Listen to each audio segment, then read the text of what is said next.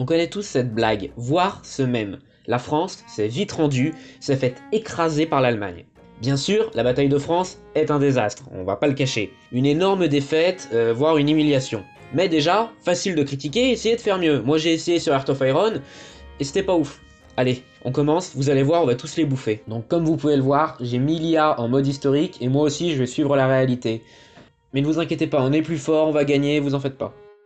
On arrive en 1939, ça va bientôt commencer, vous allez voir, on va gagner la guerre. Je vous la promets, on va gagner la guerre. Je vous le promets, je vous le promets. Là, l'Allemagne attaque la Pologne, la guerre commence. Mais ne vous en faites pas, je connais l'avenir. Ils vont attaquer par la Belgique et on va la tenir. Ah, ils attaquent le Benelux, l'attaque commence. Vous allez voir, ils vont venir s'écraser sur nos lignes de défense. On va les écraser, ça va être la victoire. Mais regardez, ça va très bien se passer, j'ai une très bonne défense. Espérons que l'Italie fasse pas trop chier. Ça devrait être tranquille, vous inquiétez pas, on va les gagner. Aucun problème. Moi je dis dès 41, on a tout gagné, c'est fini.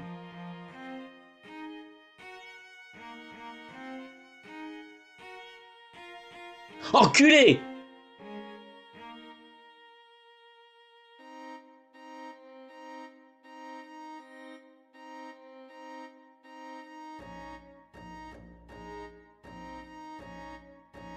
Bon, j'admets, c'est un peu chaud, mais je suis fier de moi. Comme la France. C'est vrai que la victoire allemande est express. 1 mois et 12 jours. Les Alliés étaient plus nombreux, 144 divisions contre 140, même si l'écart en nombre d'hommes est assez mineur.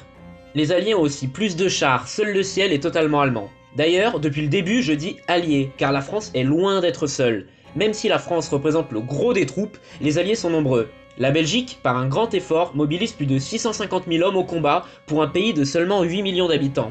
Sans parler des Anglais, Néerlandais, Luxembourgeois et même des Polonais. La défaite n'est pas due aux soldats, très combatifs, voire héroïques, comme le char Jeanne d'Arc. Le matériel aussi est de bonne qualité, sauf encore une fois dans le ciel où la France pêche depuis la Première Guerre mondiale. Même la doctrine, bien que largement dépassée, est assez logique. L'Allemagne a plus de 65 millions d'habitants, la France en a seulement 40.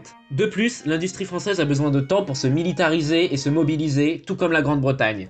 Celle-ci n'a qu'une micro-armée et ne s'estime prête au combat qu'en 1941. Certains en France espèrent même tenir jusqu'à l'intervention américaine ou soviétique tant désirée, malgré la probabilité assez faible. Le plan de bataille prévoit d'écraser les premiers assauts allemands avant d'entrer en Allemagne. L'état-major français est plus vieux et imagine un remake de la Première Guerre mondiale.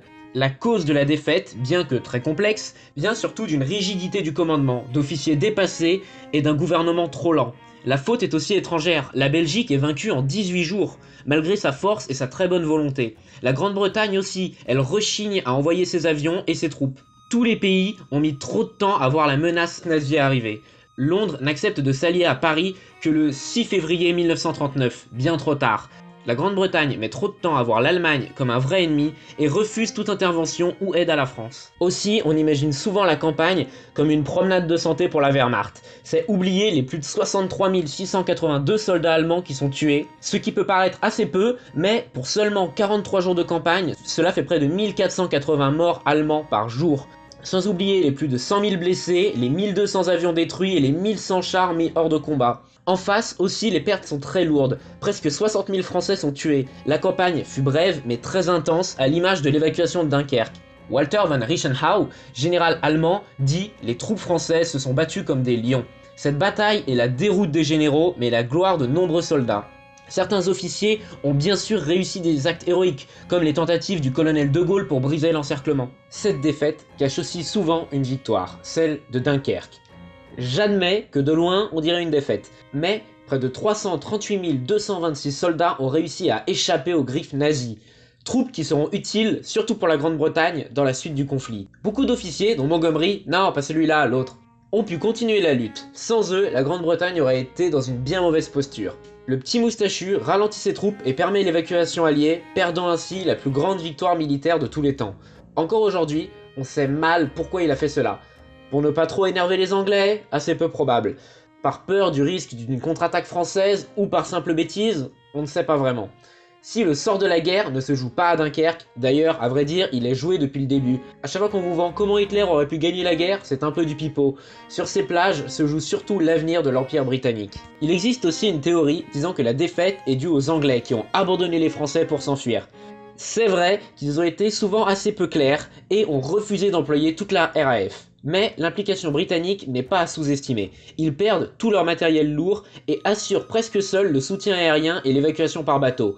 Ils mènent une contre-attaque à Arras, défendent Calais, Boulogne et le canal de Bassée, où une division est presque entièrement détruite. Les Anglais partent les premiers, mais pour sauver leur armée du désastre total, et qui peut leur en vouloir? Il faut aussi compter le choc psychologique. Pour les soldats de la BEF, l'armée française est la meilleure du monde. Eux-mêmes se considèrent comme amateurs face à cette armée de professionnels dirigée par Gamelin, qui est très respectée outre-Manche. Certains officiers qui ont participé à la Première Guerre mondiale se souviennent des exploits des poilus et les considèrent comme une armée invincible. En 1939, la France a un immense prestige militaire, un peu comme l'armée américaine aujourd'hui. Donc les Anglais sont tétanisés en voyant ces hommes qu'ils estiment autant craquer et être vaincus. J'en profite aussi pour parler de ceux-mêmes. Non, les Allemands ne sont pas passés par la Belgique. Ça, c'est le plan Schlieffen de 1914. Au début de la Première Guerre mondiale, les Allemands étaient passés par la Belgique pour éviter l'Alsace trop évidente. En 1940, l'Alsace est protégée par la ligne Maginot, et la Belgique est prête à se défendre. En plus des corps mécanisés français et anglais qui attendent à la frontière. Le moustachu a l'idée de frapper entre les deux, dans les Ardennes. Les Alliés jugent la forêt infranchissable pour une armée mécanisée. Fin mai, l'Allemagne attaque la Belgique et les Pays-Bas pour attirer l'attention des Franco-Anglais. Ceux-ci tombent dans le piège et sont encerclés en Belgique. Donc ce même est faux, ce serait plutôt celui-ci qui serait vrai. Maintenant, la prochaine fois que vous verrez ce mème, vous pourrez chier un pavé en commentaire ou mettre le lien de cette vidéo. Je ne vais pas faire mon patriote non plus, mais en nombre de batailles et de guerres gagnées, la France est la première nation au monde. Entre Jeanne d'Arc, Louis XIV, la Révolution, l'Empire, les poilus, la France ne devrait pas avoir honte de son armée. Mais les erreurs et les problèmes depuis 1940 ont grandement terni son image. Merci d'avoir regardé notre travail, lâche un bulletin bleu et va encercler l'armée alliée en commentaire.